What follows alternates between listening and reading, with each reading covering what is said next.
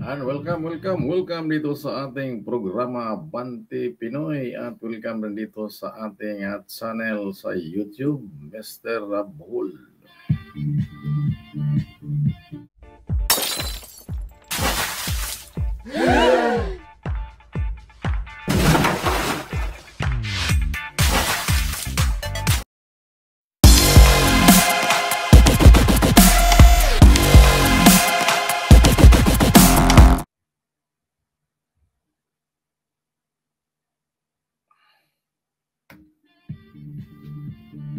And welcome dito sa ating programa Banti Pinoy at welcome din dito sa ating channel sa YouTube, Mr. Rabul.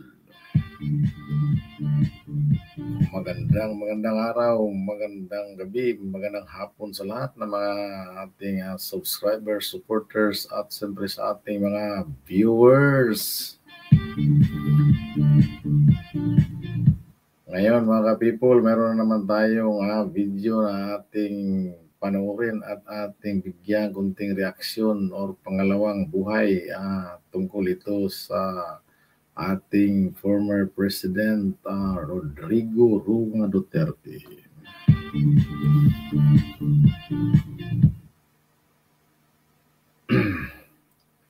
Ngayon, sa kasalukuyang inimbestigahan yung war on drugs na sa administrasyon ni former President Duterte, noong kung dati ay pinalakpakan, ngayon ay inimbestigahan. Ano ba ito mga ka-people?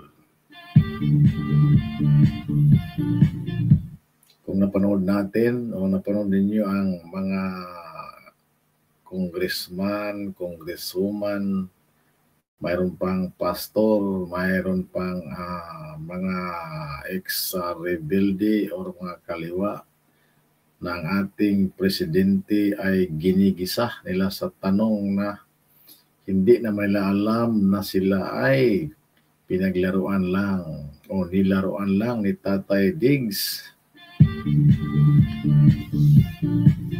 Isipin mo po naman mga ka-people, napakatanda na sa politika itong kanilang inimbestigahan at sila ay parang nag-umpisa pa lang. At ngayon, napakatindi lang magsalita nung sinasabi ni Tatay Digong na hindi ito mag-attend ng hearing ng TUADCOM. Pero ngayon na dumating na at nag-attend talaga itong si Tatay Diggs, nagbago ang ihip ng hangin. Yung dating palaging galit, ngayon ay tumatawa na at ito ay pinapahiya pa ni Tatay Digong. Kagaya na lang nitong si Party List Congresswoman Brosas, na nagtanong siya tungkol doon sa EJK at doon sa war on drugs or parang ipahuli na talaga o ipakulong, gusto nilang makulong itong PRRD at sinisiraan talaga lahat ang Duterte. O kung alam naman natin na mayroon talagang nagmando dyan or sino bang namumuno para masira yung Duterte, kasi habang sinisiraan ito ay mas lalong lumalakas ang kanilang tumutunog ang Duterte.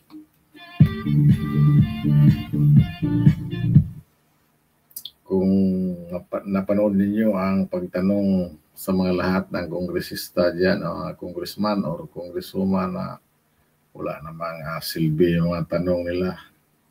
Kung pansinin natin, parang sila ay daig pa yung mga pulis at daig pa yung quadcom nila, parang daig pa yung isang korte. Kung magtanong sila mamaya, supalpal ito kay PRRD lahat. Kayo nang bahala mag-grado nito kung sino ba ang tama, or kasi pinagmamalaki nila mga ka-people na ipakulong talaga itong si Tatay Diggs at ipa-investiga sa ICC. Kaya ngayon Pakinggan natin kung ano ang sabi ni Tatay Diggs. Ito ba'y umatras si Tatay Diggs o umaabante ba ito, mga ka-people?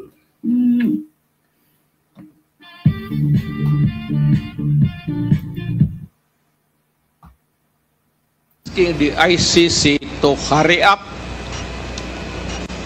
and if possible they can come here and start the investigation tomorrow. This issue has been left hanging for so many years. Matagal ma'am, baka mamatay na ako, hindi na nila ako maimbestiga. So I'm asking the ICC through you na magpunta na sila dito bukas, umpisahan na nilang investigation. And if I am found guilty. Ayan. Hinahamo na ni Tatay Digong itong si Abrosas na gusto niya papuntahin itong ICC. At ipadaan pa sa pangalan ni Abrosas para makapagpunta sa Pilipinas at para maimbestigahan na daw itong si Duterte kasi gigil na gigil itong matanda. Hindi siya takot sa ICC, sisipain daw niya pag makita niya taga-ICC, mga ka-people.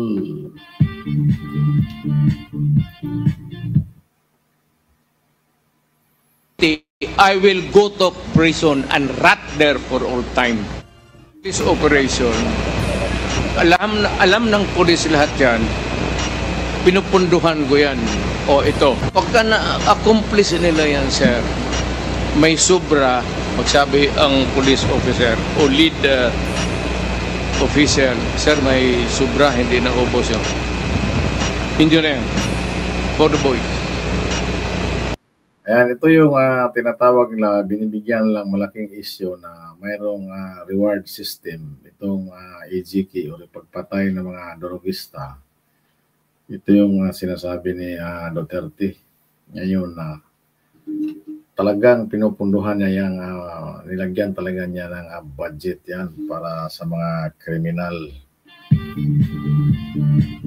Ang problema lang mga ka-people, itong ating mga taga-leftist o mga kaliwang kongresista ay binigyan lang maling akala ang kanilang ginagawa at itong tinatawag nilang reward system.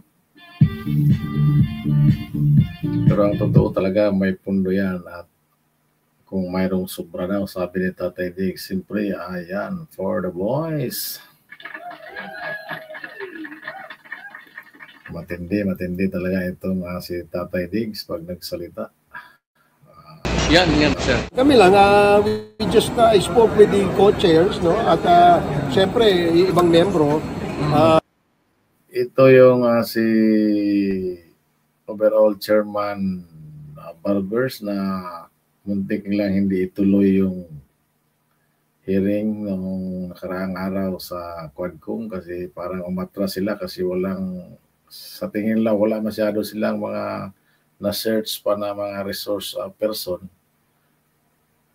Kaya inatras nila, i-move sana doon sa 21. Pero itong si Tatay Diggs, sumabante talaga sa Maynila. Paano nando? Anong gagawin nila? Nandiyan na sa Maynila ang ating PRD. Kaya tuloy ay napahaya sila at itinuloy na lang yung investigation. Kaya wala naman sila ibang makuha. Ang kinuha nila ngayon, mga ka-people, alam nyo kung sino?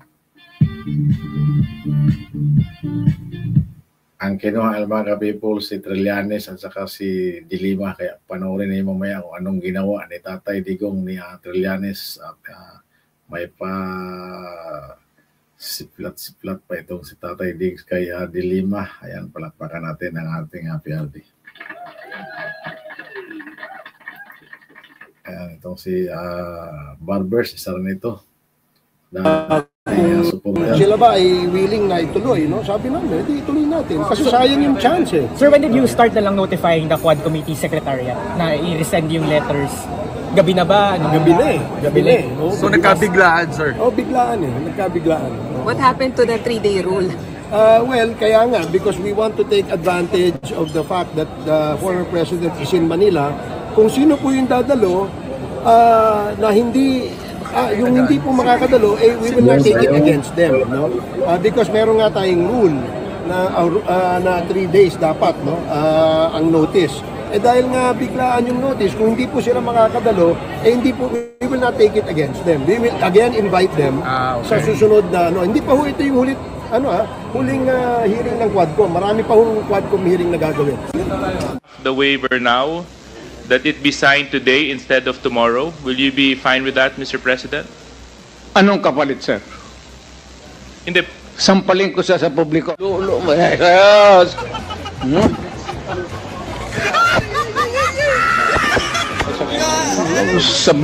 Ayan, muntik na makatikim itong si Trillanes at itong matagal na kasi itong palaging pabalik-balik itong statement ni Trillanes na itong waiver sa bangko. Kaya ngayon nasa pool na ito ni Duterte. Kung wala pa si Dilima dyan sa gitna, sigurado ito matamaan sa microphone. Kawawa itong si Trillanes, napahiya tuloy itong si Trillanes sa ginawa ni Tatay Diggs.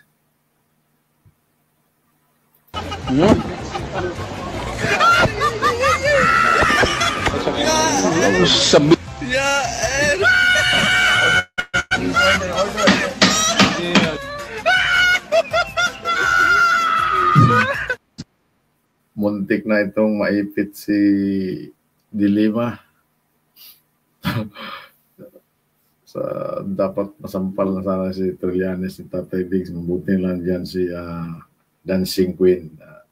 Dilima, ito yung Dancing Queen sa Bilibe dati. Kasama lang ni Gilbert Kulangco.